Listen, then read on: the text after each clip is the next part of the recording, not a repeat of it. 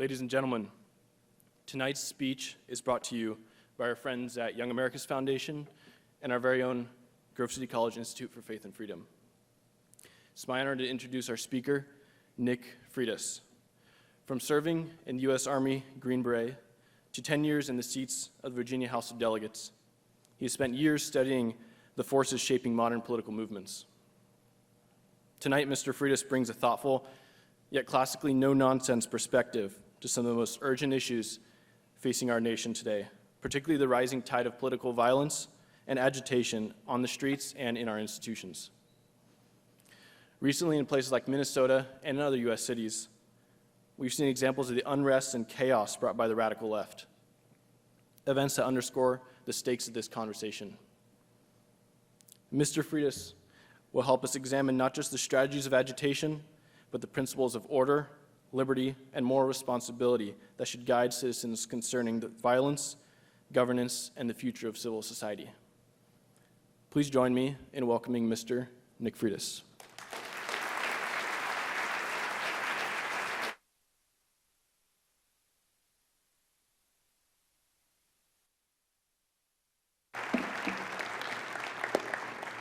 All righty, thank you all for being out here tonight. Again, I was thinking it'd be maybe 3 or 4 people, so this is encouraging. I better not screw it up. That's what it really comes down to. So I got asked if I would talk a little bit about this concept of Saul Alinsky's rules for radicals and how that actually is playing out in places like Minnesota, among other places. And then kind of ask the question about the nature of the debate and what I think the response should be. So, by a quick show of hands, how many people are familiar with Saul Alinsky's rules for radicals? Okay. I guess that means I'll have to read them. All right. So, to give a little background here, I'm not reading from some random guy that wrote a book in his basement that nobody really paid attention to. We're actually talking about somebody that was incredibly influential in some of the more mainstream power structures within the Democratic Party. Hillary Clinton wrote her thesis on him. Barack Obama considered him to be a very influential individual in his life with respect to community organizing. And we don't typically think of Barack Obama or Hillary Clinton as the more extreme elements of the left these days. So if he had influence with them, you can imagine the sort of influence that he has with the more extreme elements. So I'm going to read through these real quick, and I want you to just think about these rules as we're discussing them and how they're actually playing out in places all over the country. So rule number 1, power is not only what you have, but what the enemy thinks you have. So that's the whole perception concept, right? Let's use the Super Bowl as an example here. Now, I'm willing to bet that the average viewer of the NFL is not a radical Marxist with a septum piercing and blue hair. I'm just going to go throw that out there as probably not the NFL's core demographic. And yet, it would appear based off of their selection of halftime show that that demographic has more influence on the marketing over the current NFL than the people that actually watch it. And you got to wonder yourself, how is that even possible? Well, again, if you can threaten something, and the person you're threatening is reasonably sure that you could actually carry it out, they'll adjust their behavior appropriately. That's not too bizarre, right? That's rule 1. Rule 2, never go outside the expertise or experience of your people. What that really means is that you don't set up complex concepts or principles that they don't really understand. You keep the messaging very, very small. You keep the messaging very, very easy, right? And you just repeat it ad nauseum, right? You understand that, right? You all bigoted, racist Nazis? Okay. Whenever possible, go outside the expertise or experience of the enemy. Now, one of the things you could say is this is something like a red herring fallacy. So a red herring fallacy when you're debating someone is you take something that is just outside of what you're actually talking about and you make that the argument. It's a form of distraction. And so if you're doing this during a public debate or you're doing this with a person on the sidewalk interview or whatnot, you can make that person look like an idiot. and then you can use them looking like an idiot to your benefit. Make the enemy live up to its own book of rules. Let me give you an example of this from the political side. I've helped people that were running for office before because I spent 10 years in a legislature, and I remember this one guy, really good dude, and he said, Nick, I'm going to make it a commitment that we are going to answer every single constituent call we receive. And I said, that is a noble mission that will blow up in your face. And he goes, why? Well, because all it takes is for you to not answer one constituent call, and now you're a liar.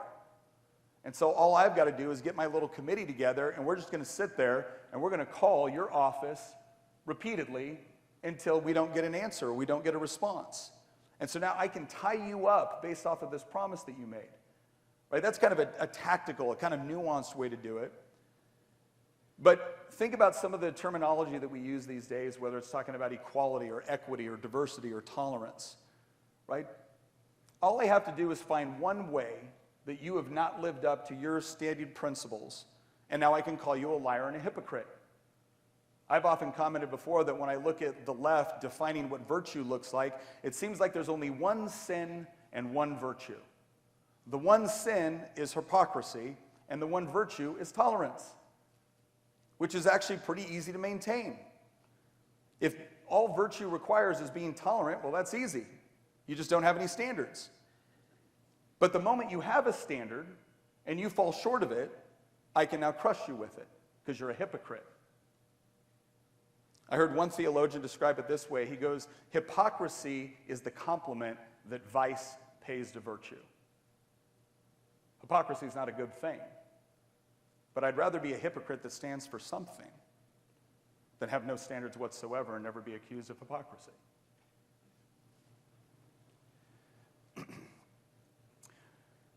Ridicule is man's most potent weapon, you racist, sexist, bigoted, fascist, threats to democracy, you. Right?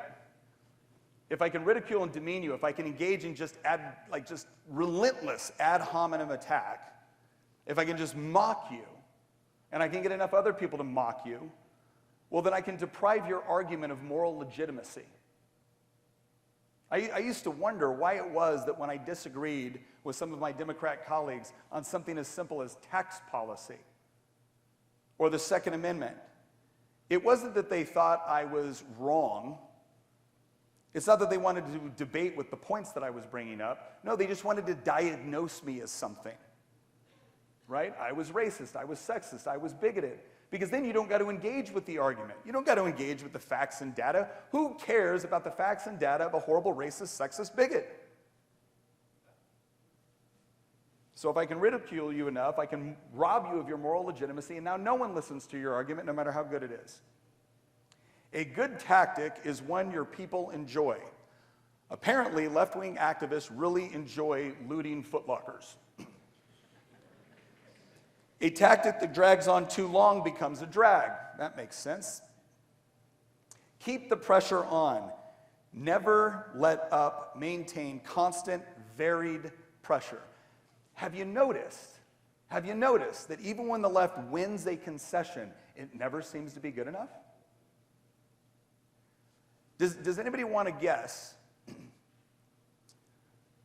what most communist countries call their army?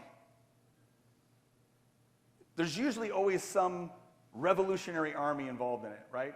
Like, so for instance, when we fought our revolution, we don't now call our army today the United States Revolutionary Army because we won the revolution. So it's just the United States Army. But you go to communist countries and it's always the Revolutionary Army because the revolution never ends. There always has to be another enemy. There always has to be something else that is threatening you that can galvanize support and allow you to attack. The threat is usually more terrifying than the thing itself. This goes back to that point I was making earlier, right? If I threaten something really bad against you, then I can change your behavior. Here's one thing I've noticed. At the same time that I was being told that 80% of political violence originates on the right, I was noticing that whenever the right shows up to a college university to speak, We need security. And when the left shows up, they don't. I once pointed out that in Virginia, where we had a Democrat legislature that essentially tried to confiscate a whole host of legally owned firearms, we had 30,000 people descend on Richmond, most of them armed. And you know what they did? They peacefully protested, they picked up their own trash, and they didn't loot a single Foot Locker. Not a single one. And I like to point out that, gosh, it almost seems like if we were the violent ones, you'd know.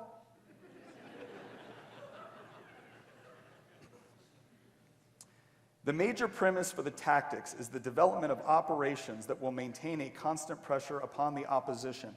There's another way that you can actually talk about this, and that is their action is our reaction. I'm not going to get into that one just yet. I want to go through a couple more because that one I'm going to spend a little bit of time on.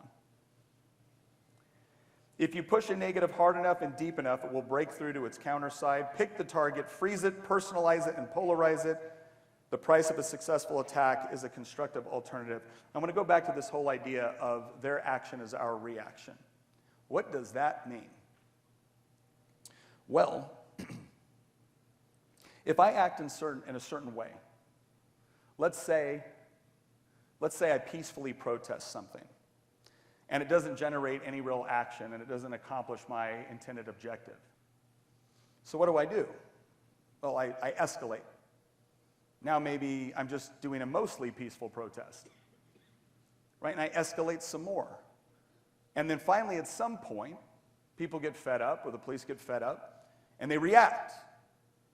And they react in such a way that I catch it on camera with 3 or 4 screaming people, and oh my gosh, look what they're doing to this poor, unarmed, peaceful protester.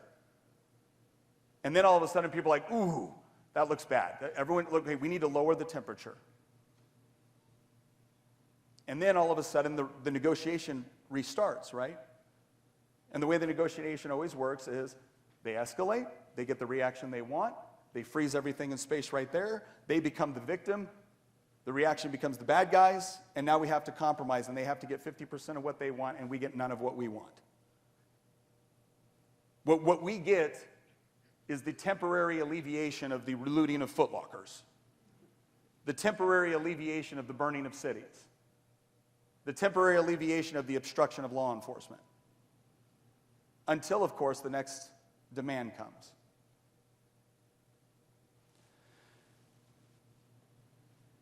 I am, as fed up as I am with a lot of the things that I see the left doing, if I have to be real honest, what really kind of infuriates me to the point of just absolute, unmitigated frustration at this point is watching people on the right, or just people that agree that maybe we should have borders and maybe we shouldn't have unlimited immigration, look at something that's going on with ICE right now and say, well, yeah, I know it's a problem, but I didn't know it would look like that. What did you expect? Tens of millions of people were allowed to come into the country, many of whom broke additional laws while they were here and don't want to go back. Did you think we would just say, hey guys, new sheriff in town, old rules no longer apply, and they'd be like, shucks, you got us. No, they're going to resist. But then you throw into the mix a whole subset of the American population who now has made it their life goal to go out and obstruct this process to the point of hitting police officers with their cars. What did you expect it was going to look like? See, I don't observe all of this just from the position of being a state legislator. I was a Green Beret. I know what it was like to go on combat operations. I know what it was like to be in an environment where the enemy gets a say. No matter how well you train, no matter how well you plan, no matter how well you do any of it, the enemy gets a say. And you really do. You try to do everything as perfect as possible. But it turns out we're not robots. We're human beings. We also have to consider things like, gosh, what happens if I never get to see my wife and children again? Because I was just trying to do my job in a dangerous environment. And now I've got this third party that has been egged on by a political class that has convinced them that it is their moral obligation to now put themselves in harm's way and to continue to escalate the situation until one of them gets hurt. And now all of a sudden I'm the bad guy. And then to watch as the people that acknowledged this was a problem, acknowledged it was difficult, acknowledged that it needed to be done by somebody, proceed to now come out and say, but I didn't know it would look this way. Turn off your TV then. It's not that I don't want us to ensure that we hold to the highest standards with respect to training and the execution of the law. It's not that I don't want us to always remember that the execution of law is supposed to take place within the constitutional parameters that we have set up, that we are supposed to hold our law enforcement to a high standard. But when their own rule book tells you what they're doing and how they're doing it and why they're doing it, can we please stop pretending to be confused when they do it? Can we just for a moment put ourselves into the position of the person that has the responsibility to go out and actually execute legitimate orders for a legitimate function of government to do a dangerous and yet necessary job? Because maybe in that scenario, you say, you know, Nick, I understand the one with Renee Good, but that Alex Preddy shooting, I'm not sure about it. That's fine. We can have that discussion. But we also get to have the discussion about what they were doing to escalate it to that level. We're not going to shut it down because they've escalated. Because you want to know why they escalate? Because that's how they get the reaction. How many people in this room have been in the grocery store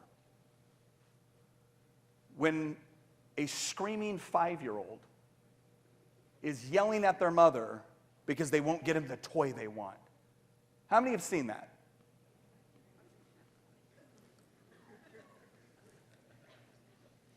And you feel bad for the mom. This is embarrassing.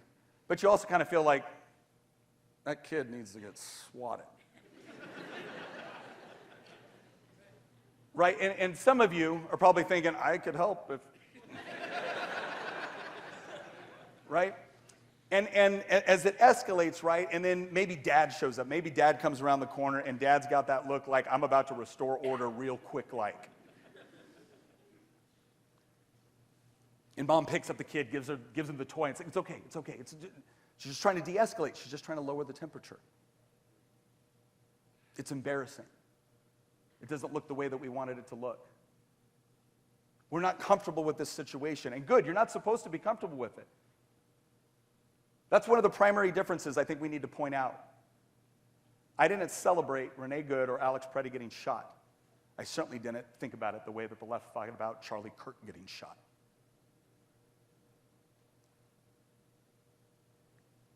If you want to know what happened to that spoiled brat 5-year-old screaming for a toy, they got older and the demands got a lot more drastic. And now dealing with it is not a SWAT. Now dealing with it becomes a lot more dangerous. It becomes a lot more consequential. But do you think it gets better if we still don't deal with it? Does this improve? If you want to know how our country has got to the point where we are now having to debate things that seem absurd to most of us, it's because nowhere along the line did a critical mass of Americans be like, yeah, no, we're not putting up with that. That's absurd. You're not going to chemically castrate gender-confused 7-year-olds. You're not going to surgically mutilate gender-confused 16-year-olds. That's not happening. Yes, it is. Because I love seeing the reports from people telling me, oh, yeah, that thing that we told you isn't happening, it was happening. But don't worry, it's not happening anymore. We're putting a pause on the thing we told you wasn't happening. At what point did it become acceptable for a 16-year-old girl to come home from school and be like, there was a boy in my locker room changing in front of us and watching us change. And the response to the girl is, don't be such a bigot. Because every time we got to the point where it's like, nah, we're done, we're dealing with this. It's like, nope, it escalated, something happened, something bad happened. We just need to lower the temperature.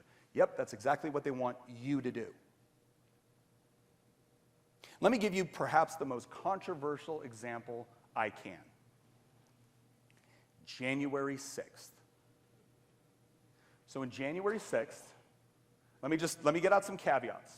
We all know that there's some shady stuff with some of the agents that were involved. We all know there's some shady stuff with some other things. I acknowledge all of that, but I also acknowledge that there were people that day that broke the law, trespassed, and engaged in violent activity, and that was not justified. It was not. But if you ever wanted an inkling of conservatives doing the things that we've seen the left do repeatedly in city after city after city after city, that was it. That was the closest thing you get to parity between those two things. Now, let me ask you a question. Was the left's response in that moment to be like, wow, the conservatives are really mad. We should lower the temperature? It was to use the full force and power of the government to go after everybody that happened to be in Washington, D.C. that day with a MAGA hat on. I had a constituent never went into the Capitol. He had been there for the larger rally. He had a picture. He was filming certain stuff. Never went in the Capitol. 2 years after January 6th, black SUV shows up with fully armed federal agents to arrest him. The case was so bad, the judge actually dismissed it with prejudice. You had other people that were completely denied anything resembling a speedy trial. We had to sit there after committee hearing, after committee hearing, after committee hearing. We got told it was worse than 9/11. The worst attack since the Civil War. There's a bill in the Virginia General Assembly to require students to be educated from a left-wing narrative, of course, on January 6th. This is the same legislative body that would not allow lessons on the dangers of communism. Did they lower the temperature in order to try to appease us because they realized we had just had enough? No. They did everything within their power to send a message that it would not be tolerated. Now, don't misunderstand me. I'm not supporting what happened on January 6th. I don't believe that was an appropriate reaction. But it was instructive, if for no other reason, to see the way they react to our overreaction versus the way we react to theirs. And I am tired of the gentle parenting approach to this situation. It doesn't work. And so the question is what does? Well, if we can appreciate for a second that this is unfortunately going to be a lot messier than any of us should ever be comfortable with, but then we can actually come to the rational conclusion that if this cannot be sustained, then the more we actually support the faithful execution of the law, the more we demonstrate that you can go out there and peacefully protest all day. You riot, you obstruct, you set stuff on fire. We're throwing the book at you. Just like you did to the guys in January 6th. And then maybe you will understand this is not the way that civilized people adjudicate differences.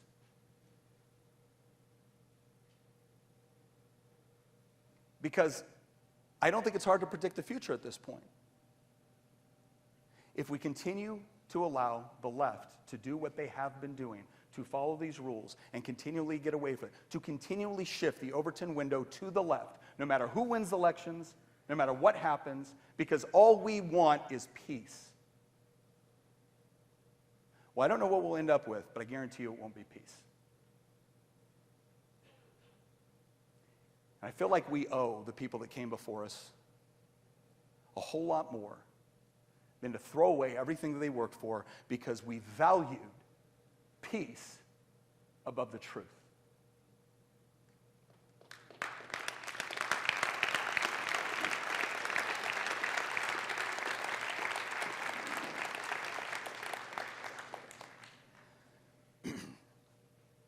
I don't hate the left.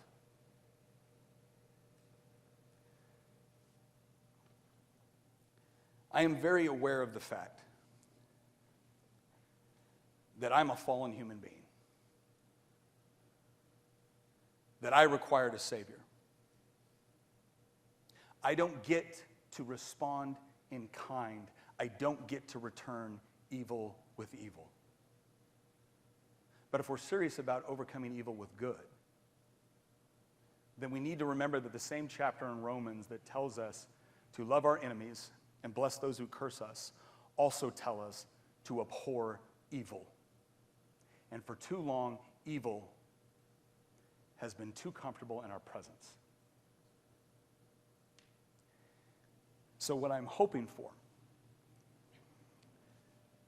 is that while understanding the practical limitations that all of us have as fallible human beings, we will at least recognize what time it is. I have always held to a political philosophy and a worldview that allows people who disagree with me to be able to live their lives the way that they want. I've never advocated for the government to come in and rigidly try to control their education, their health care. I've never tried to advocate for a government body that would subsidize everything that I wanted in life at their financial expense. I've always looked at it, this is very simple. Free people generally have the right to live their life the way they want, to pursue happiness, provided that they don't infringe on the rights, liberties, and property of other people. And so you may worship a different God. You may disagree with me on policy.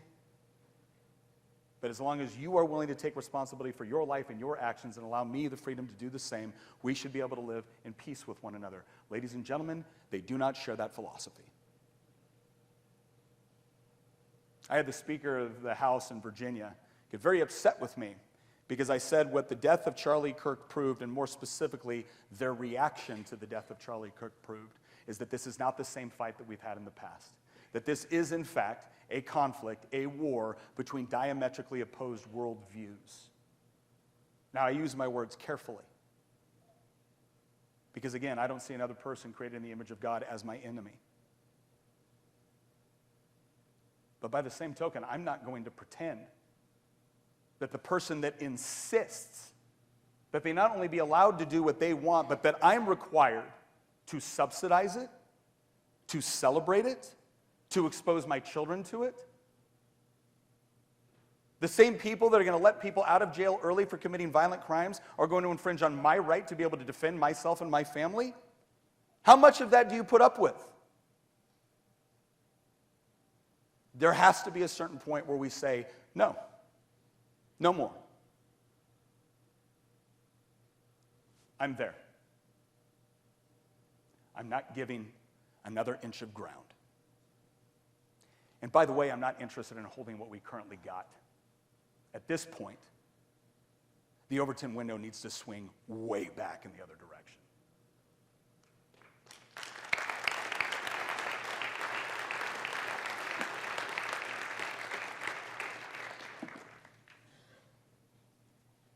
But I'll issue one more warning about that, because it's very easy for me to get hyped up and animated over this. Because sitting 10 years in the legislature, I've seen what people argue for. There are some people on the right that seem eager for the fight, for the war, for the conflict. As someone who has seen war, I never want that for my home. And insofar as I can live in peace with others, I will do as I am commanded in Scripture, and I will do that insofar as I can live in peace with others. But all the lines that could be crossed up at this point have already been crossed. We're done now. However, as I said before, I don't hate my fellow human beings. Forgiveness is a commandment in my Christian faith. But reconciliation requires repentance. But I'm also aware, and this gives me a lot of hope, I'm also aware that arguably the greatest evangelist after Christ himself was Paul. But before that conversion took place, Paul was one of the leading advocates for the destruction of Christianity. So don't ever believe that someone is so far gone that they're beyond redemption. Because after all, we weren't. And if we can use that, we can still look past all of the frustration, all of the animosity, all of the evil, and we can say the humanity which exists in another person created in the image of God. Our goal is ultimately not just to win a political battle. Our goal is not just to save our country. Our goal is to engage in that all-important work given to us in the Great Commission to help save souls. So let's make sure we keep that in mind. Thank you very much.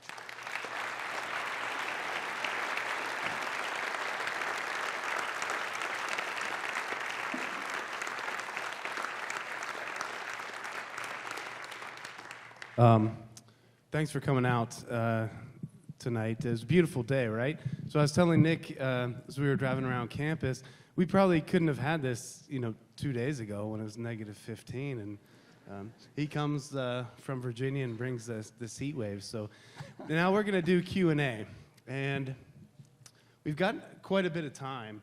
So we hope that everybody that has a question is able to ask it and hear from Nick. We got Caitlin on this side, Abby here with me, Benaya's back there, and Bray is back there. We'll start the line behind the two guys.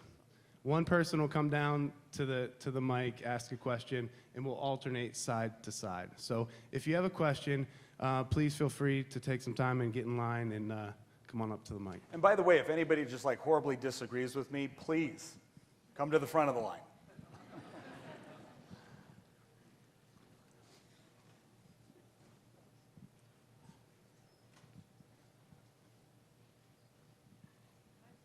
I just nailed it, huh? No questions? Oh, you have told me. Okay, hi. So I have a question about, you being on the legislature and, constituents having all these emotions about what is being shoved at us with these Saul Alinsky tactics. Yet, I was on a school board for 10 years, and it was during the bathroom stuff. And now we just have a mess of Saul Alinsky's, and all of the conservatives don't come. So if I could get 200 people there to combat the insults that they threw at our conservative board that now is them now, how do we get there? What do we do? So I've made this observation before, and it's a little bit flippant, but I still think it holds true. One of the things that I've noticed about most conservatives is that our priorities are God, family, country, work, and then the distant fifth is politics. And pretty much the only reason any of us are involved in politics is because we're trying to keep the government out of God, family, country, church, right? And I've said, okay, so what is it like for the left? And people are like, the left puts government first. I said, nope. For the left, and I don't mean your grandpa that was a Democrat. I mean for the hardcore, progressive, Alinskyite left, government is God, family, country, and work. If that's what government represents to you, if it actually represents the manifestation of truth and justice and love within society, that is the way that you are going to cure the world's ails and eventually get us to utopia. You're going to be very, very motivated. Especially if you've globbed onto a worldview and a philosophy which has caused you to alienate all the other things in life that would have given you identity, meaning, and purpose. And so one of the things that we're dealing with is there is a power differential with respect to government. Now, one of the ways I would like us to deal with this is to get the government out of as many things as possible. I'm going to tell you right now, serving 4 years on the Education Committee in the Virginia House of Delegates, I cannot tell you how many parents honestly believe that their kids' public education experience is whatever they had 30 or 40 years ago. It is not. I had somebody once tell me, like, Nick, you don't know what you're talking about. Like, I serve on the Education Committee. Do you have any idea the amount of data I have access to, witnesses I have access to? I can pick up a phone and get information you can't get. But you're telling me I don't know what I'm talking about. They weren't telling me that because it was true. They were telling me that because it made them feel better. So here's what I'm going to tell you. And this is going to be hugely unpopular with a lot of people. You may have some great teachers. You may have some great principals. You may have some great school board members. But the left has been competing for the public school space for decades. You think showing up to a couple school board meetings, that's going to solve the problem? You know what you need to teach in a public school? A degree. Where do you get a degree? Oh, a university. Now, unless you go to Grove City College, it's probably not going to be a very conservative experience. But if you think the typical university is hardcore left-wing, try going to the education department in a university. We had a case in Virginia where they were pushing critical race theory onto students. No, that's not happening. You guys know the 4 steps to this, right? It's that's not happening. Why do you care if it's happening? Okay, it's happening, but it's a good thing. You're a bigot if you don't like the thing that's happening. That's how it goes. I had an opponent tell me, like, Nick, you're just trying to divide people. That's not happening. It's nowhere in the curriculum. I said, oh, that's cute. It's nowhere in the curriculum. Yes, you're absolutely right. None of your kids in high school are going to come home with a syllabus, Critical Race Theory 101. No, what we did was far more pernicious. We made it a condition of your licensure or the renewal of your teacher's license to go to training, which was presented by the Southern Poverty Law Center or Ibram X. Kendi or any number of other organizations and individuals that were pushing this agenda. And then you would have good members of the school board that were trying to step up to this, trying to make people informed of it, and they would get told, and I guarantee you got told, oh, no, that's not happening in our school district. We're a good conservative county. Some of these books that had brazen pornographic images in them in some of the most rural counties in Virginia. By the way, when I had a bill that didn't say that you had to take them out, all the bill said was you had to have an Excel spreadsheet type list on the website of all the books you had in the library. That's it. Just had to have an electric copy that parents could check. The teachers union showed up to oppose it. The library association showed up to oppose it. And the school library association showed up to oppose it. Ladies and gentlemen, riddle me this. If you're the library association, why do you have a problem with parents having access to an electric copy of the inventory of your contents? Why would you spend money on a lobbyist to show up and oppose that bill?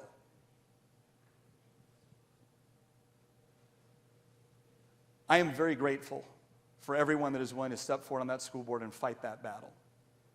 But I think people need to be aware that if you want to fight that battle, get ready for a 20 or 30-year process.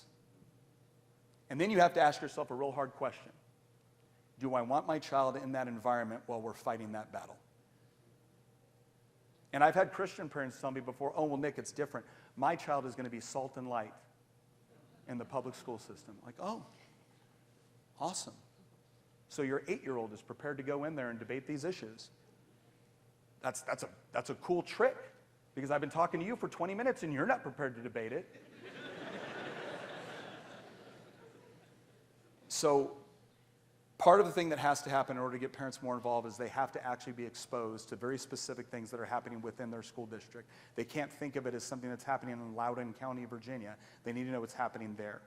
And then one of the reasons why I got into social media was not because I ever dreamed of one day being coffee mug internet dad, right? But it's because I realized early on that the press would routinely lie about what I had said, what my motivations were, what the bills were. They made it their mission. But when I went to social media, I can let them know, no, it's this, it's here, and this is what's going on, and this is what we're doing about it. And that was able to generate the sort of interest and impact that I needed at times. So insofar as that you're going to stay in that fight, social media is one of our best friends right now if we utilize it effectively. But it is a long fight. Thank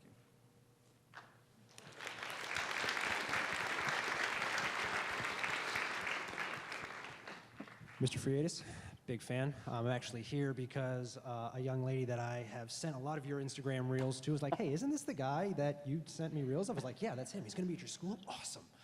So we drove out 4.5 hours to see this. Oh, Thank gosh, you so much. I'm honored. I hope I didn't disappoint. No, you did not. Yeah. I figured I'm never going to be able to get to see Charlie Kirk speak, so I'm done missing Well, opportunities. not this side of heaven. Not this side of heaven. But the other young lady is my wife, and I'll be married for 2 years here in April, and I was wondering if you had one piece of advice for a young husband who's trying to be salt and light in that world that we just listened to a 35 Oh, God, and that's all it takes, one piece of advice, and you'll be good to go. No, I'm kidding. I'll take all of them. Yeah, I will say there's a lot of things on this, and we're actually doing more videos on this specifically. The world has lied to both men and women about the roles are within marriage. And one of the most important things that I would recommend to a young man is to take very, very seriously your biblical obligation to lead your family in the way that Scripture requires you to lead. And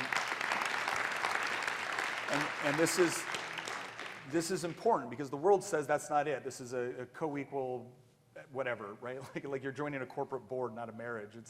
No, I have an obligation to lead in my family, and that doesn't just mean that it certainly doesn't mean I'm a tyrant. It doesn't mean that I just make all the decisions and she goes along with it. No, I have an obligation to be worthy of the leadership that's been granted to me because it's been granted to you whether you're worthy of it or not, whether you pick it up or not. It's yours. It's your authority. And once you fully embrace what actually that means and the spiritual covering that you're supposed to be and the protection and the provision, and when you lean into it with the idea that as Scripture commands, if it comes down to it, it's your life for hers. Right? Everyone gets caught up now on the submit to your husband, but they don't even properly understand what that means. I once explained to a young woman on a plane in 5 years, or excuse me, at that time it was 15 years of marriage, 2 combat deployments, 3 kids, 12 moves. I could count on one hand the number of times my wife and I had disagreed on something. But I understood that my obligation in that moment where we couldn't come to agreement on what happened next had to be rooted first in what does God require of me? What does my wife and children need of me? And then the distant consideration after that was, what do I want? That's the burden of biblical leadership within marriage for the man. Now, the other thing I was blessed with from my wife is that in that moment when I had to make a decision, and she did not like the decision we made because it was moving us across the country yet again, away from family yet again. But she looked at me and she said, I trust you.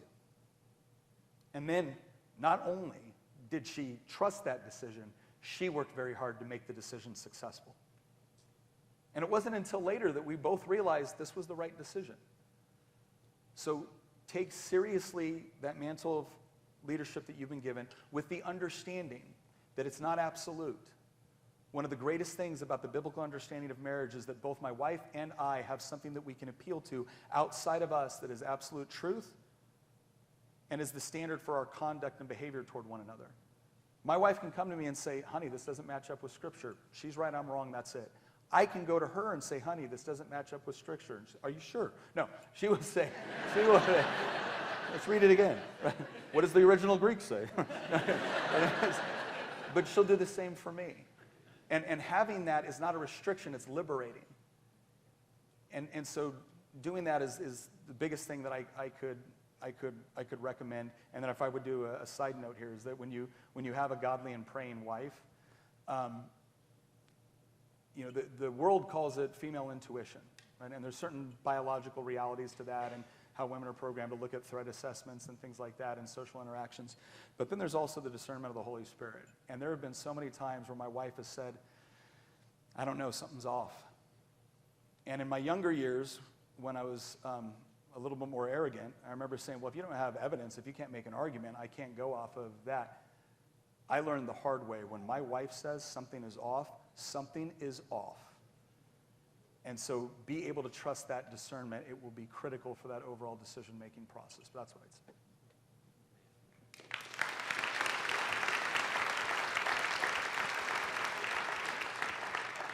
Would you like a patch? Oh, yeah. I love patches. Yeah. Thank you, sir. Appreciate it. Thank you very much. Oh, I love this verse. I almost broke Leviticus and got a tattoo of it. Hello, Nick. Thank you for being here tonight. So it feels like the Republican Party is kind of divided right now. What can we do to reunite everybody? Wait a second. There was a time when the Republican Party was united? Where is this mythical time you speak of? Here's what ends up happening. A lot of times when you're hunkered down and you feel like you've got enemies on all sides, you kind of unite. And then when you win, it's like, oh yeah, we have factions. Let's go ahead and reinvigorate that. There is a significant problem going on right now within the broader right, what we might call the right-wing coalition. In fact, we did a whole series on this on my show on what should the right want. Because I think one of the problems right now is the right is defining itself by what we oppose. And so that's a pretty big tent, right? I appreciate a lot of things that Elon Musk has done. I don't appreciate other things he's done. I wouldn't call him a conservative, but we definitely have similar objectives with respect to what we're opposing. So I think one of the things that the right has to try to come to grips with is, what do we want? What are we actually trying to achieve at the end of the day? And we had some great conversations with everyone from Doug Wilson to Aaron McIntyre to James Lindsay to Michael Knowles to Constantine Christen, Francis. I mean, we had a lot of people that don't particularly like each other. But having that conversation on what's important. Now, I will say this, because like Aaron McIntyre and James Lindsay really don't like each other. But after each of them got done explaining the sort of world that they would want to live in, I could have lived in either one. Right? I can't live in what the left wants. So we can stay focused on this idea that I'm not putting up with this, but we need to do a better job of actually defining what we're looking for. And I will tell you this, one of the reasons why I've spent so much time talking about godly men and women becoming godly husbands and wives, becoming godly mothers and fathers, and raising kids to do the same. The reason why I put so much emphasis on that before I ever get to tax policy is because you show me a nation comprised of people that believe that, and I'll show you a nation whose politics you probably don't got to worry about. So I hope that one of the things that the Republican Party will unite around, but I plan to do regardless of what the Republicans do, is understand that I, for one, am not interested in Christless conservatism. If you look at our Constitution, if you look at our Declaration of Independence, 54 of the 56 signers, outspoken professed believers in Jesus Christ. Overwhelming majority of the signers of the Constitution. The state constitutions, same thing. Most state constitutions had a religious test to even run for office. Everything that we have here, when it was built, was rooted in a Christian worldview.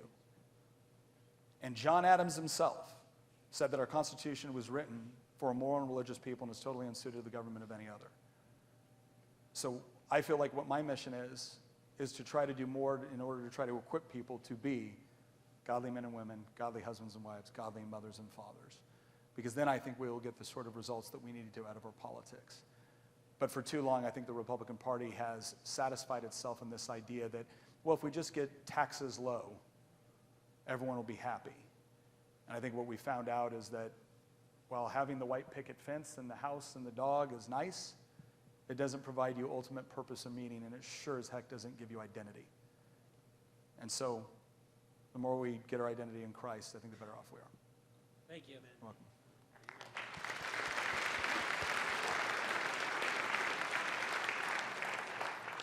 Hi, thank you so much for your talk. As a fellow Virginian, I have a question about our lovely new governor. How do you think her making Virginia a sanctuary state is going to impact your typical Virginian, and what can we do about it? It's going to encourage a lot more people to come to Virginia and sing sanctuary. If you think what she did was bad, you should see what the legislation was last year. Last year, they were trying to make it to where if you were in the country illegally, you could serve in the highest law enforcement positions within localities. You could serve on local elected boards. You could vote in certain certain instances at a community level. And when we opposed this, it wasn't, well, I guess you've got a good point about the fact that they're not in the country legally and voting is percent. No, it was like, you're a racist xenophobe. So it's going to continue to exacerbate the situation. It's going to it's going to muddy the waters. It's going to make it to where it's more difficult for ICE to do their job because now they don't have support from local or state law enforcement. And so now it also sends the message to the activists that you should go out and do in Fairfax or Arlington or Alexandria what they're doing in Minneapolis. So I think it's going to have negative consequences. But interestingly enough, that's not even the worst of what's going on in Virginia. They're trying to remove mandatory minimums for a whole litany of felonies to include child molestation. They're trying to, they have this one bill called Second Look, where they basically look at people that were convicted of murder, rape, you name it, the worst of the worst. And they go back to look at whether or not the sentencing was too stringent. But you know what has to happen in order to have that parole process? Let's say the 9-year-old girl that was molested is now 29. She's going to get a call, and she's going to be told that the person that did this to her is being considered for early release. And if she wants to help prevent that, she has to come in or fly back for wherever she lives now, and she has to live the most horrific experience of her life in order to convince a bunch of strangers on why the guy that was already arrested, already tried, already convicted needs to serve out the completion of their sentence. At the same time that they're doing that, they have a whole host of firearms restrictions making it more difficult for people to be able to defend themselves. I look at all this. 51, I think they're looking at taxes on Uber, Lyft, dog walking. I mean, I've said before that there's a few criteria that people should look at before they seriously consider whether or not they're going to stay. If the government is making it very, very difficult for you to provide for your family, if the government is making it very, very difficult for you to protect your family, and if the government is constantly interfering on your ability to be able to raise your kids and direct their education, then at some point you need to ask, is the fighting that you're doing in the state worth the damage it's potentially causing? Because the other thing to remember is they're doing all of it with your money. So Virginia's in trouble. And it's sad, especially on the 250th anniversary, because I may be a little bit biased, but no other state holds the same place with respect to the founding of this country that Virginia does. And this is the year I'm watching it being systematically dismantled. So there's a lot of work to be done there. Now, I will say this, though, because I'm not a black pill guy. We could win this whole thing in one generation. And the reason why I say that is because they always talk about diminishing birth rates. They're the ones that have diminishing birth rates.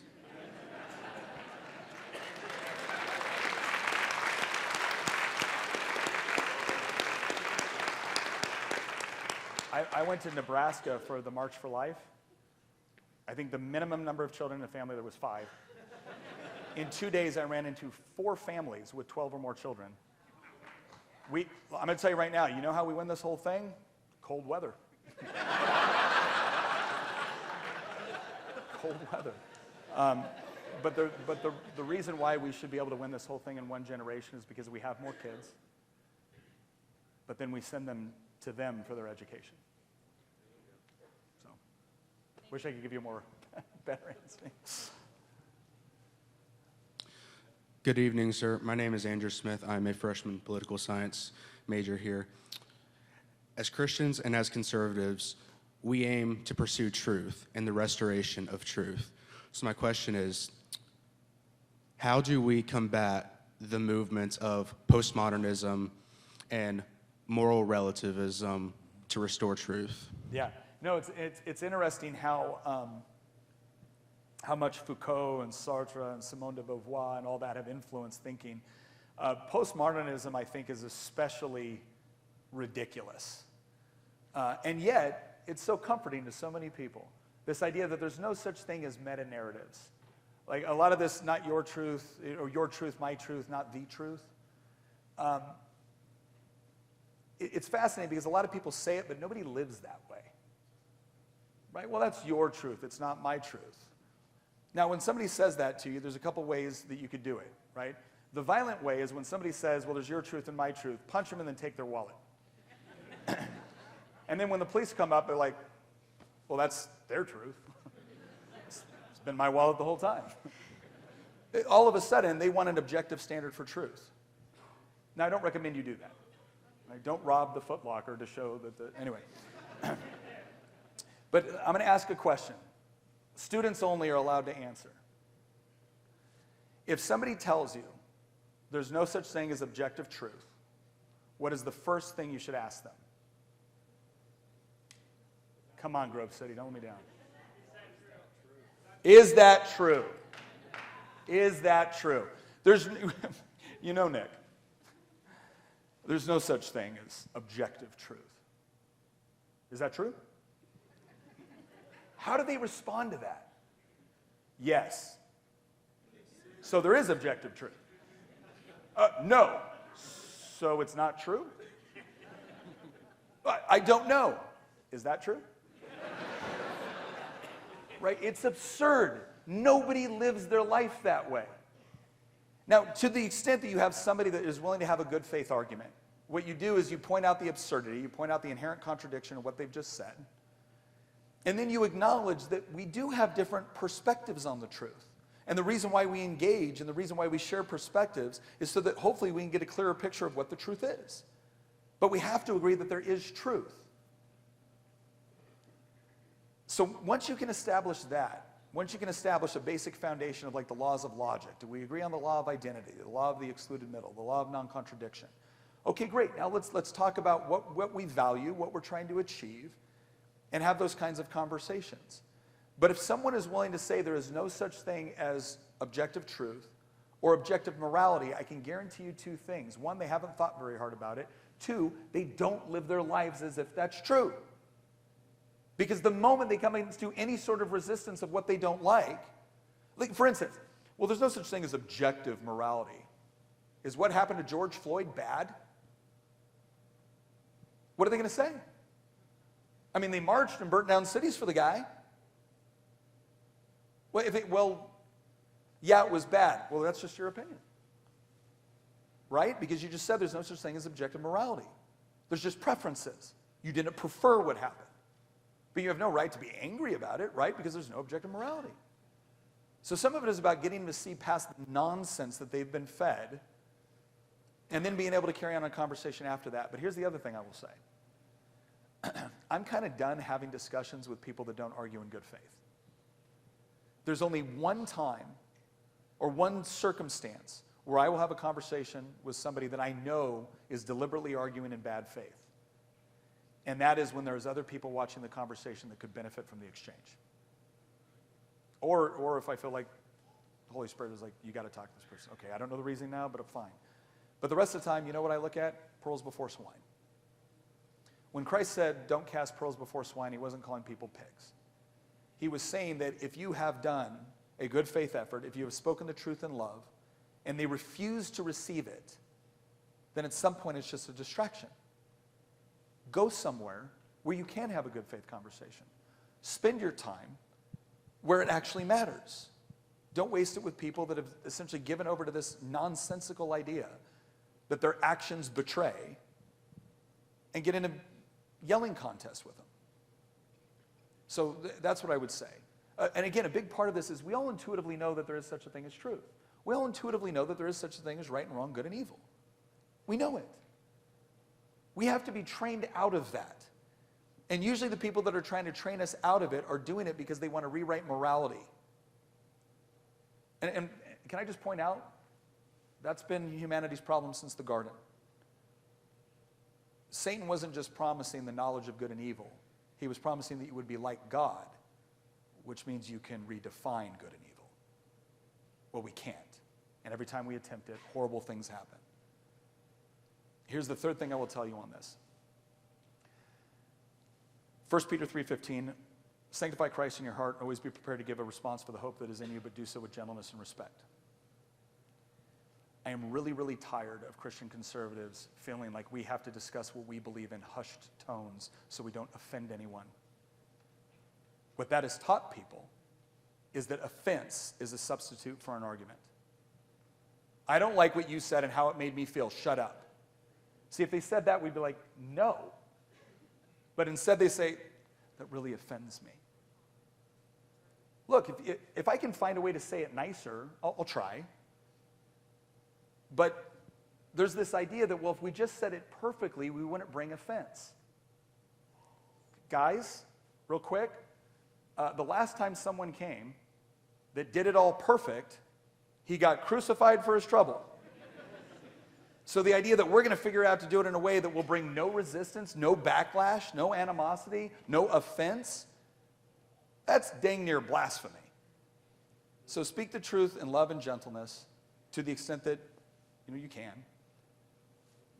Don't cast pearls before swine, but be bold in what you believe. Be unapologetic in the truth. Because nobody follows cowardice, and people don't even follow caution. They follow courage. One of the reasons why the left speaks so courageously about what they believe is because it convinces other people that they might be onto something.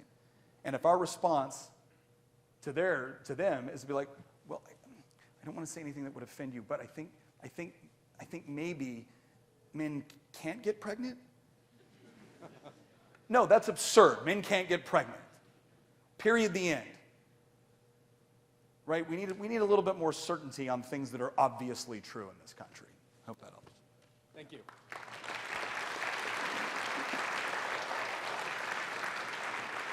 Mr. Freitas, thank you so much for speaking tonight.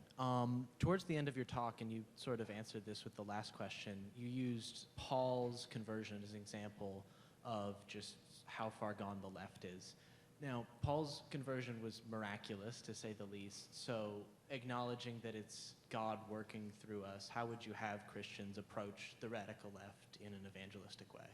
Oh, well, again, I think I go back to 1 Peter 3:15, right? It's the always being prepared for to give a response for the hope that is in you. It is, again, I would say to boldly and unapologetically share the gospel. Now, there's ways that you do that verbally. There's ways that you do that through your actions.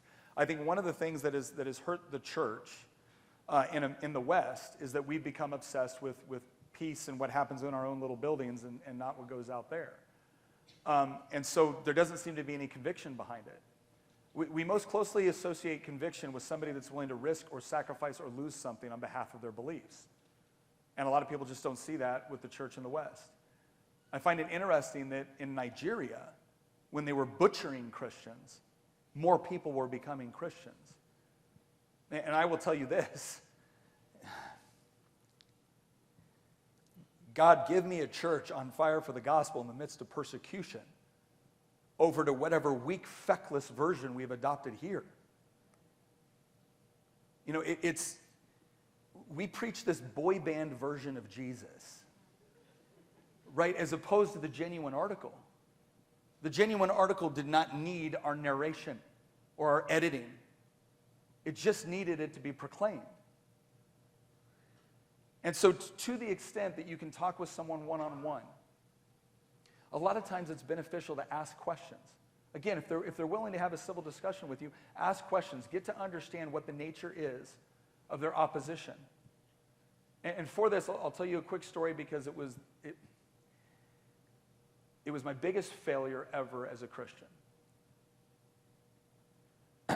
I was really getting into Christian apologetics, and I was all about, I was going to share the various proofs for the existence of God, for the truth of Christianity, for the truth of Christ. And I'm debating this guy in the military that I served with. And we're debating about whether or not God exists. And I'm laying out the various proofs that I think establish that. And out of the blue, he just looks at me and he goes, "Do you believe if you commit suicide, you're going to hell?" And I look back at him and I said, "That's a red herring fallacy. Whether you go to hell after you commit suicide or whether you go to heaven after you commit suicide has no bearing on whether or not God actually exists. So why don't you stay on topic?" And you know what? I was right. I was correct. That was a red herring fallacy, and it wasn't relevant to the topic at hand. But you know what I should have asked? Why'd you ask me that? Because if I had asked that, he might have told me that his wife had committed suicide, and he was dealing with a lot of pain. He didn't have a great theological or philosophical argument for why God didn't exist. He just didn't feel his presence right then. And he was looking for somebody to provide evidence of it. And instead, I wanted to win an argument. So the first thing that we have to remember is that if we really want to be an ambassador of Christ, then we better behave like him. Now, some people think that that just means niceness and tolerance. Go look at the way that Christ spoke to the Pharisees, the Sadducees, to those who were proud and in power.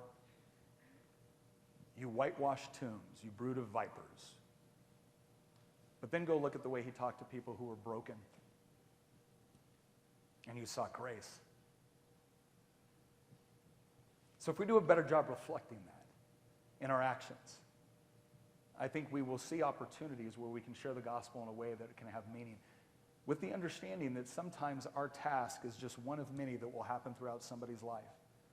Don't always expect a harvest. Sometimes you're the one that plants. Sometimes somebody else gets to harvest. That's fine. My job ultimately is to be obedient to the purpose that God has given me in the moment. And I think when we focus on that, it makes our job a lot simpler to understand. So that's what I would say.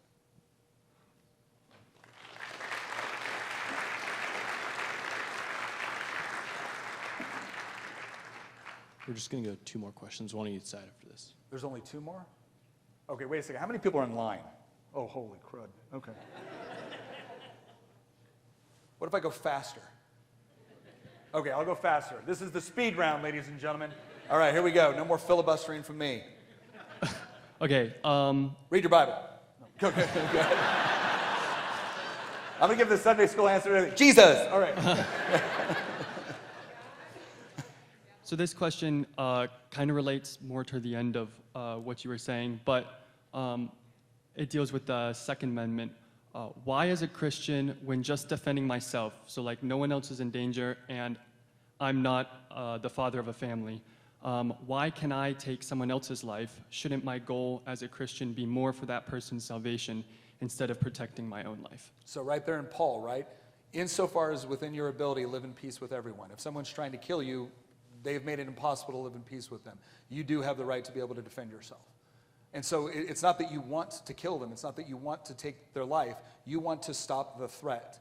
If the only way that you can stop the threat in that moment is by dealing deadly force, they made the decision, not you. You're simply defending yourself.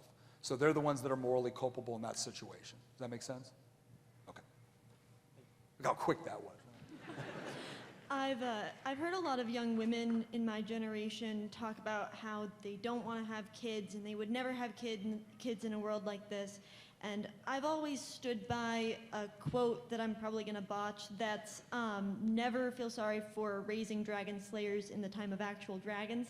I love that quote. And as someone who wants to raise a family and raise them well, what advice do you have for raising dragon slayers and how you do that? Oh, gosh, I need more time to answer this. Okay. So first of all, this whole idea of like, I don't want to have kids, like, okay, first of all, get married first, obviously, right? But kids are so fun to make, right? And raising them's cool too, right? So, all right. But here's what I would say. Here's what I would say. If you want the sort of dragon slayers that we're talking about, right, they have to first and foremost be strong in their faith. They have to be strong in their faith because that provides them their identity, their meaning, their purpose, right? And now no matter what's going on in the world, whether it's chaos, whether it's great, they know what their identity is. In Philippians, it talks about the peace which surpasses all understanding. People read over that and they're like, oh yeah, that sounds great. Really? Read closer. The peace which surpasses all understanding? See, you're thinking the peace that everyone totally gets because you're rich, you're safe, you're happy. No, the peace which surpasses all understanding is things suck, right? And you still have peace. Why? Because it comes from Christ, right? And so when you train your kids along that, and then you equip them to say that your job in life is not to have the big house or whatnot, those might be nice byproducts. Your job is to be obedient to the mission that God put in front of you. And really encourage them in their prayer life to be able to have that relationship with God because that's what will get them through the storm. And then you prepare them for the things that you know you need to prepare them for spiritually, physically, intellectually, emotionally, and professionally. Right, so that's my quick answer. Is that okay? Okay. All right. Hi, Nick. My name's Connor Owens. I'm a physics major here. Don't ask me a physics question. No, not doing that. It's all magic to me. I was curious on what your opinion is on colleges and private institutions having policies against their student and faculty bearing arms. What's Grove City's rule on this before? No, okay. Look, private institutions have the right to be able to establish what their rules are. Okay, if they, and I understand, I can have a little bit of nuance on this, but generally speaking, I like for law-abiding citizens to be able to possess the means to be able to defend themselves. I think that usually yields better decisions. I do understand why some universities have a problem with it, especially when they have absolutely no control over their student body. There's rampant drinking, there's rampant everything else, and all of a sudden, some idiot with a gun makes a stupid decision. But here's what I've also seen. The areas where they have prevented the responsible people from being able to carry usually doesn't yield better results. I had a bill once in the General Assembly because the left had been saying that 1 in 4 women will be sexually assaulted on a college campus. And I said, great, let's let women conceal carry on college campuses. You can't do that. Wait a second. You're going to send them into an environment where there's a 25% chance they could be sexually assaulted and you don't want them to be able to defend themselves? You must be lying about one of two things, either the stats you're using or whether or not you care about women. So, all that to say that, I think that we need to raise a culture of people that know how to responsibly use a firearm, but I tend to support allowing people to be able to defend themselves. Thank you. You're welcome. So, Grove City is about to email me like, oh, don't look afraid. You touched on this a little bit a few days ago in Nashville, but I just wanted to ask, what advice would you give for single young guys, since you just gave some advice to a married young man? Yeah. So for single young men, the first thing that you need to do is you need to be working on, again, your relationship with Christ. There's 5 categories. The spiritual, your relationship with Christ. The emotional, it's about maturity and allowing your emotions to inform your actions but never direct them. The physical, go to the gym. Right? You're asking this girl, wait a second, you're asking this girl to marry you and only get to be with you forever. You should be focused on making sure she likes what she sees. Okay? And you see the applause? That's, yeah. I ain't lying, I make this crap up. Anyway, and also the physical is also important for being able to provide and protect, right? The professional, you should be developing useful skill sets, marketable skill sets that will allow you to be able to provide. And then the intellectual is always developing your mind in such a way that where people can respect your leadership as being wise and timely. As you are developing those, which is a never-ending process, what you should be doing is praying about your future wife, praying for your future wife, and putting yourself into the position where you are most likely to meet a woman that shares your faith and shares your values, right? So work on those 5 categories continuously, and then put yourself in a position where you're likely to find a woman that shares the same values. By the way, you're probably in a target-rich environment. First of all, I'd love to have a side conversation with you at some point about what it's like to be a conservative in the arts industry. That's a whole other conversation. It's very lonely, I can tell you that. Yeah. But to your point about having hope and seeing the pendulum swing the other way, a quick example is what's happening with the gender-affirming care for minors because of the recent lawsuit. Now, all of a sudden, the Association of Plastic Surgeons and the AMA has come out saying, oh, we probably shouldn't be doing gender reassignment until 19 years of age. Why? Forever, because they lost a lawsuit. Yeah. They cost them money. It's going to cost them their licenses and their insurance. Moving on to these protests in the various cities, Minnesota and what have you, where are the lawyers or where are the attorneys that can be suing these individuals that are causing, or where the funding is coming from? How do we cut off the pipeline? Because we know that these protests are being funded. So how do we actually reach out and tackle the people that are funding these protests? Some of going after the funding is difficult because you run into freedom of speech laws and you can't draw a direct line between I gave your organization money and then you burn down a building. Right? So if I give an organization money and they do something bad with it, I don't necessarily blame the donor, right? And we look at that like, okay, but doesn't George Soros want him to burn it down? Yeah, probably, right? But it's one thing to kind of know what's going on. It's another thing to be able to effectively approve it in court without having implications for everybody else giving money to organizations, right? So that's part of like just the practical issues with trying to cut it off that way. With respect to suing, part of the problem in these cities is the Commonwealth attorneys or the district attorneys don't prosecute. right? When your governor or your mayor is basically giving you a green light to obstruct, what they're basically telling you is go ahead and do it. We're not going to arrest you and we're not going to prosecute you. So now we have to actually use federal resources to get them on federal crimes, right, which is a different category.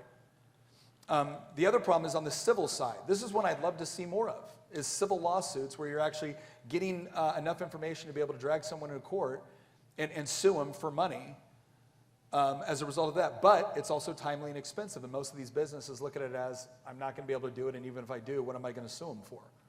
Right? If they're not going to be criminally charged and I'm not going to get any money of them, it's not, am I betraying my fiduciary duty to my investors to spend money going after somebody that is not going to be prosecuted and that is not going to have any money to actually reimburse me? And so a big thing, in some of these areas, it really is a problem. And right now, probably the only recourse we have is getting them on federal law when they obstruct federal law enforcement. So that's the practical reality. This is another reason why I say, sometimes the best thing you can do for a crappy state is deprive them of your presence, productivity, and funds. Right. It'd be a great thing if the victims could actually sue and win. Yes, I agree. I agree. And you have groups like the ACLJ and stuff like that that do this, and they do some really, really good work. A lot of it is defensive in nature, right? They're helping out, you know, they will help out people like Transition, like Chloe Cole and people like that. So there are more groups rising up doing that and gaining prominence and starting to win victories. And that is an important front where we need to fight this on. I'm just kind of talking about what are some of the practical reasons why you don't see more of it. That's why. Why is it so many of the Republicans are so pro-Israel, and what advantage does it have to America to support Israel? What advantage does it have to support Israel? So part of it has to do with the religious ties, right? So obviously the overwhelming majority of Americans are Christians, and it turns out a lot of important things of Christianity happen in this little area in the Levant we call Israel, right? So there's that connection right there. There's also been a strategic relationship with Israel going back to when we were fighting the Soviets, going back to countering Islamic terrorism. There's close cultural ties between Americans and Israel. So there have been a lot of advantages with respect to, you know, and again, it's been mutually beneficial, right? Israel has depended pretty heavily on the United States for a number of things with respect to resources and whatnot.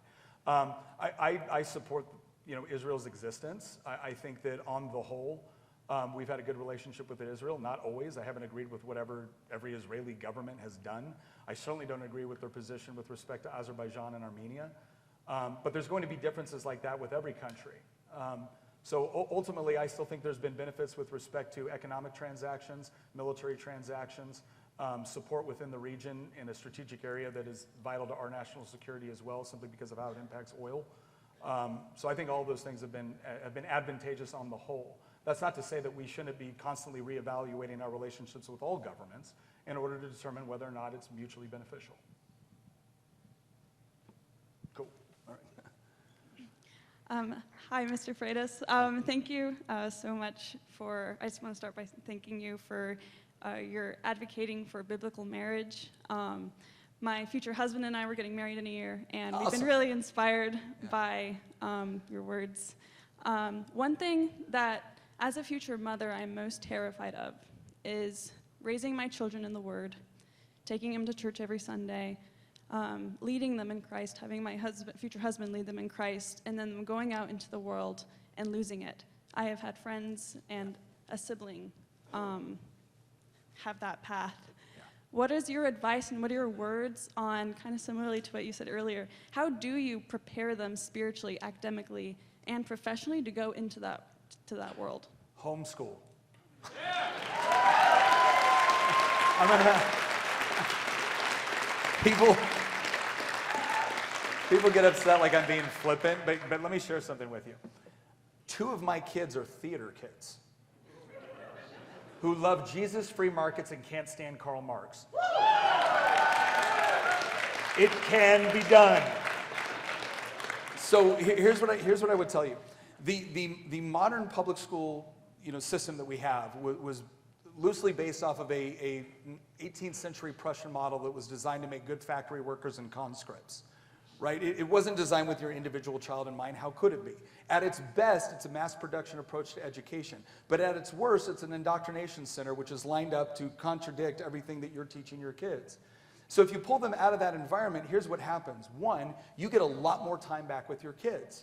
And you end up liking them more. This is the crazy part. Like, oh, I can't believe you spend that much time with your kids. Well, yeah, when you don't send them off to a place to come home and contradict you all the time, they don't turn into little hellions. Right? They turn into people you like. And so we had an opportunity to be able to expose our kids to all kinds of ideas and concepts and experiences that they never would have got if they were sitting in a classroom 7 hours a day. Not to mention the fact that when my kids would tell me something that I knew they were just regurgitating back something that they heard Dad say, I'd stop and be like, why do you think that? Oh, well, you know, it's just what we know. No, I don't know. Why do you think that? What about this? What about that? So I would challenge them and help them develop the ability to understand what they believed and why, and to be able to effectively defend it. The other thing that I will tell you that is one of the most important stories that I tell anybody about parenting, stop me if you've heard it, it's knowing when to tell your kids you were wrong, you're sorry, and they were right. One of the biggest sources of trouble that I think Christian conservative parents have with their kids is they think they taught them a worldview, they think they taught them faith, they think they taught them values, when in reality all they taught them was an authority structure. Do what mom and dad say because you will be rewarded. Don't do what mom and dad says and you'll be punished. That might work fine when you're the authority figure. What happens when you're not? So I'll never forget, one day coming home from work, I was tired, I was angry, it had been a long day. I walk into the kitchen, and I don't know what my two youngest children were doing, but it looked like a science experiment. And it wasn't one that had gone well, right? So I'm really upset. I'm like, all of you, you two, right now, clean this up, get to your rooms. But Daddy, I don't want to hear it. Clean up, get to your rooms. I go upstairs. About 10 minutes later, my 13-year-old daughter, the older one, Daddy, yeah, can I talk to you for a second? Yeah, go ahead. Daddy, about what happened in the kitchen, I don't think you handled that well. Every fiber of Sergeant First Class Freitas wanted to be like, oh, I'm sorry. I had no idea I was about to get lectured on parenting. Please explain to me, through your vast 13 years of experience not parenting, how I should have done it. But there, by the grace of God, I thought, you know what?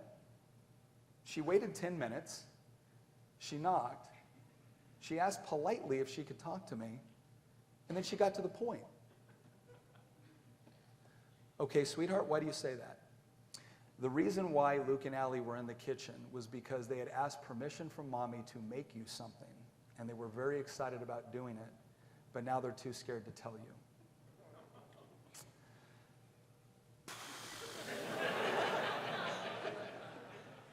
So I looked at my daughter and I said, I want to thank you for having the courage to come to me and tell me that, because you are right and I am wrong. And I'm going to go apologize to your brother and sister because you did the right thing. See, if we want to teach our kids about truth and about honor, then when they catch us screwing up, we've got to fess up to it. Because if we don't, not only are we just teaching them an authority structure, but we're also teaching that the rules, that morality, that truth, that justice are arbitrary based off of who's in charge. So, homeschool your kids, raise them up in the faith, challenge them intellectually, and when they catch you being wrong from time to time, tell them they were right, and it's amazing. I will say this, because there's plenty of other times where I went more with the Sergeant First Class Freitas approach. One of the things I'm so grateful for is how exponentially God's blessings are even on very imperfect attempts. I could write far more on what I screwed up in marriage and parenting than what I got right. And yet, I have a wonderful marriage and I have wonderful kids. And so just trust that parents that are diligently trying to do the good thing, protect your kids at age, give them age-appropriate challenges, but don't throw them to the wolves. And you will be shocked on how God blesses that. With one caveat, there will come a point where your kids make their own decisions. And sometimes you have done everything you could within your power, and they still go astray. Now, I believe when God says, raise your kids in the way that they should go, and when they're old, they will not depart from it. But it says when they're old. They might do a little departing in between then and there, right? The other thing I will say is this. It is one thing to love your children and to diligently try to bring them back in. But the father didn't chase the prodigal son. The prodigal son had to actually fill the absence of the father in order to realize what it was like and then come back. So do your best, be faithful, be obedient to God's word, but in the end, too, understand that they get to make their own decisions at some point. I hope that helps.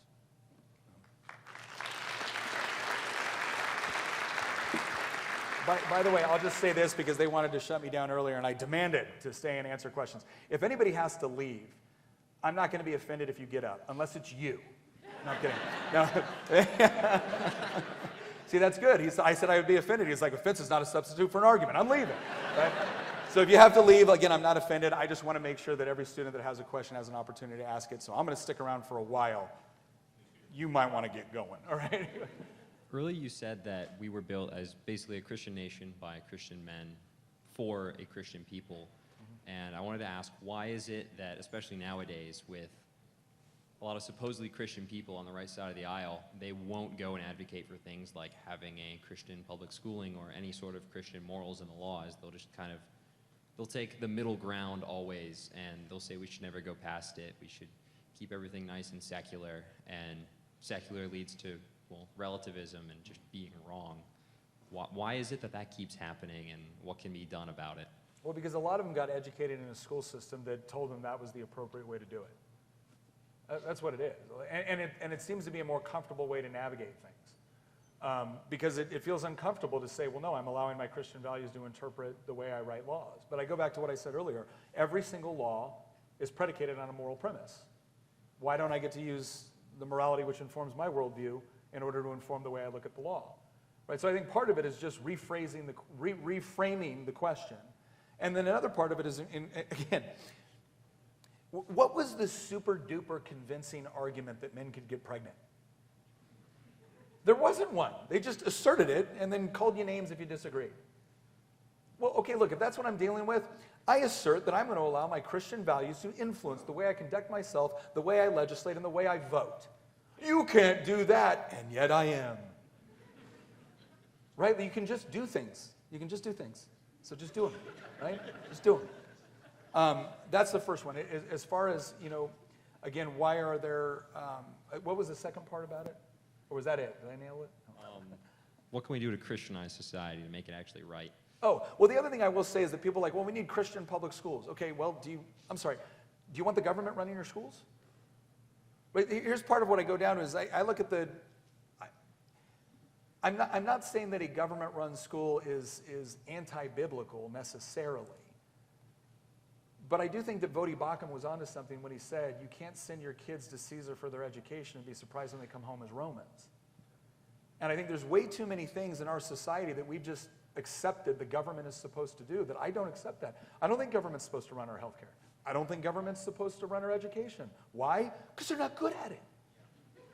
Not only are they not good at it, but it also provides the ability for a more authoritarian regime to say, well, now that we control your healthcare, you don't get any. Or now that we control your kids' education, we've decided to educate them the way we want, not the way you want. Oh, you don't like it? Okay, vote next election. Or we take responsibility for educating our children and work in conjunction with other people that want to help with that process, that might have expertise that is valuable. We take responsibility for what our healthcare system looks like. There's not too many challenges that we face in our life where we think to ourselves, you know what would make this better? More politicians, bureaucrats, and taxes. That's what would fix this. We don't say that. The vast majority of the goods and services that we rely on from a day-to-day basis are not provided by a government bureaucracy. They're provided by voluntary people working in cooperation with one another to mutual benefit. So just do more of that. And then when Christians do more of that within their churches, when Christians do more of that within their communities, when I have Christians supporting one another. And then when there's a crisis or when something bad goes down and the Christians are the ones that, wow, they seem to have this all figured out. I wonder why that is. What a perfect example to share Christ. So I think the church needs to start taking more responsibility for the things that God rendered to us, not to Caesar.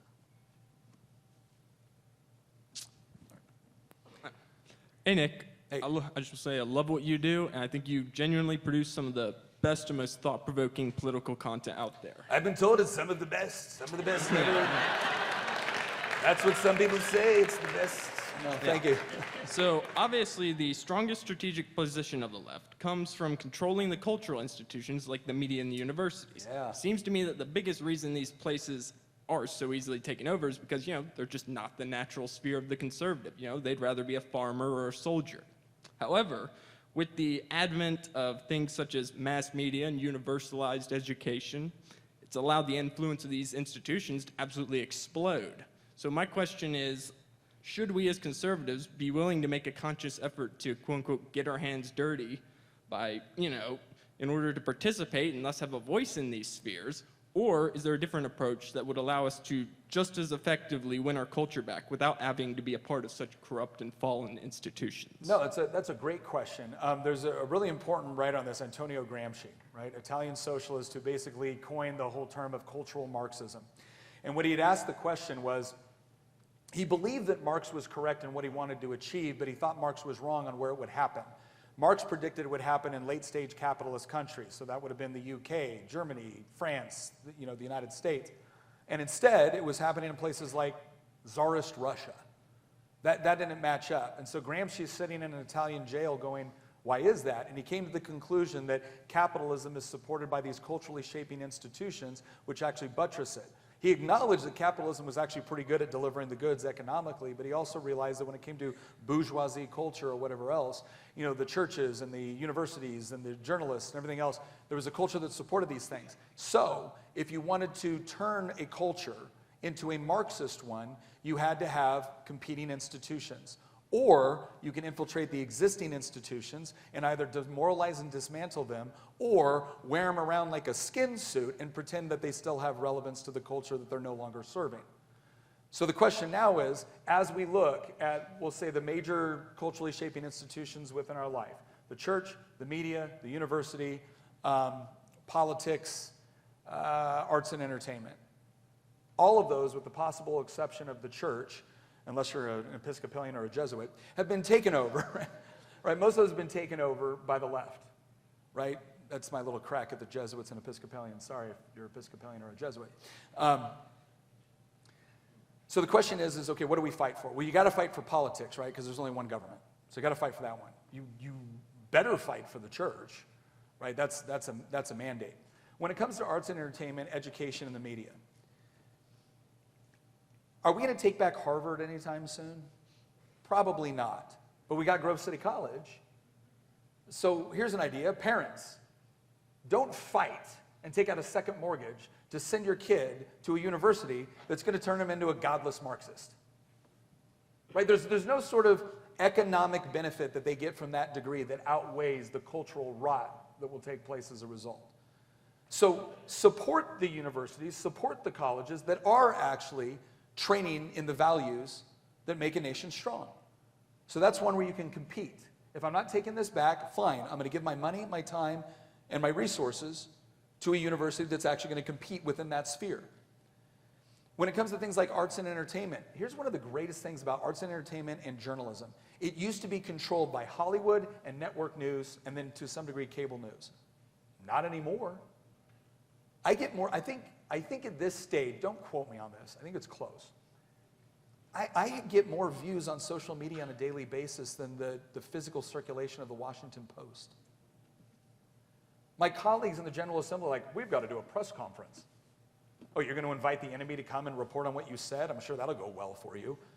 Well, what are you going to do? So anyways, today in the General Assembly, right? I get 2 to 3 million views a day talking about stuff that I think is important and valuable and informing people on what's going on from my experience and position. So we've got an ability to compete in journalism in a way we've never had before, and we've seen the results. But it's not just limited to that. Arts and entertainment. We are now watching independent creators with crowdsourced budgets and AI on YouTube putting out better stuff than Hollywood is. I mean, let's be honest, that's not all that difficult these days, but still. Right, so in the areas where you can infiltrate an organization and take it back over, sure, invest the time and resources to do that. Or compete, set it up an alternative. Some of what we got to do is thinking outside of the box. Guys, I got bad news. I don't think we're retaking the New York Times. I know this guy's so upset. No, but again, you don't got to watch it. You don't got to take it over. You just got to make it irrelevant by coming up with something else that's better. So spend your time and resources on the places where you're most likely to get the biggest bang for your buck. Does that make sense? All right, cool. Hi, first of all, thank you for being a logical and reasonable voice in a sea of crazy people. What is that? Is that a challenge? I can be crazy. And thank you to the police that have been here tonight. There are people that support and appreciate you.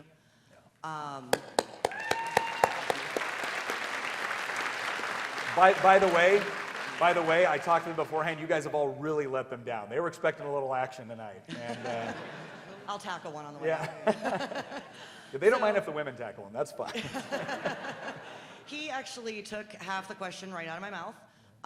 But I guess my other question is, how do we go about just wiping Washington clean and starting over again? Because I know that our founding fathers did not intend for politics to be a lifelong career. They intended for the average person to go and serve for a few years and then go back to living life so that they could keep in touch with what the average person needed. Yeah. And they've completely lost touch with that. Like, how do we just, can somebody put out a bill that just wipes it clean? Like, how do we get them out? Yeah, you're going to have to get them to put out the bill to wipe them out, and they're not inclined. I will say this. One of the things that I always thought was a unique idea was this going back to a citizen legislature. So most of your state legislatures, not Pennsylvania though, are part-time legislatures. So I would go to Richmond for 60 days in even years and 45 days in odd years, and I got paid $17,500 a year. So I was expected to live in my district and have a real job. Wow, it's amazing how that kept me grounded. So I do think there's things that we can talk about like that, but a lot of that would take a really, really heavy lift, and you probably want to have enough legislators who want to do it. Can I tell you one of the single most important things you can do to get a better legislature? Get involved in primaries. Get involved in primaries. Now, here's how you know which primary to get involved in, right? Making you nervous right now? All right, you're fine, you're good. No primary for this guy. Go look at one of these organizations that you trust that grades legislators on how they vote. The three I generally recommend: American Conservative Union, Club for Growth. They do really good state-level legislation, state-level legislators. Another one I recommend on the federal level is Heritage Action. You can go look at their scorecards. Now, politicians got really upset with these organizations because they started grading committee votes instead of just floor votes, because a lot of the mischief happens in committee. So once they started grading committee votes, a lot of Republicans saw their scores tank because they were killing the bills before they ever got to the floor. Now, if you have a representative in like an R+20 district, which means on election day they win with 60% of the vote, and you go look and you find their legislative score, and it's like in the 60s, that's probably someone you need to start trying to find a primary challenger for. Or it's someone that you call up and say, hey, I've noticed you're getting a D. We'd like to bring that up to a passing grade, right? Because sometimes, Saul Alinsky wasn't wrong about this. Sometimes the threat is enough to get him to behave. My wife ran against a 27-year incumbent state senator in an R+50 district. This guy would win with 70% of the vote, and he was voting for gun control. He voted to try to keep the Hyde Amendment out of the budget bill. And so Tina said, yeah, no, I'm going to run against this guy. He had to spend $650,000 to keep a seat he had represented for 27 years. You know what also happened? He kept it, but his voting record got a lot better. So sometimes you just need to send the shot across the bow. But getting involved in primaries is one of the chief ways. You need to be looking at these scores and how are they actually voting. Because if you're in an R+20 district, I expect you to be leading the charge for conservatism. If you're in an R+1 district or a D+1 district and you're barely holding on to your seat, I'm just happy you're there. But if you're in a safe district, you need to be the champion. And if you're not willing to be that, retire. I think you get better results that way. Are you considering a federal run? No. I ran for federal office once in 2020. I ran in a primary once, but I ran for Congress in 2020 against Abigail Spanberger, the current governor of the Commonwealth of Virginia. And what was interesting is that it was during COVID. The Democrats had changed all the voting laws in a special session. And on election night, we had won. And on the next morning, we had won. And by afternoon, a thumb drive had shown up that had been mislabeled with 15,000 votes, and our race was we lost it at that point. Now, I'm not saying it was stolen, I'm just saying that's a little fishy. I am suggesting that if that thumb drive had showed up in my home county with 15,000 Republican votes, somebody would be asking some more in-depth questions. But yeah, I don't feel the call to run. I always say, look, if my wife and I prayed about it and it felt like that's what we were supposed to do, we would be obedient. So if God asks me to run, I will, but I'll need to see some ID first.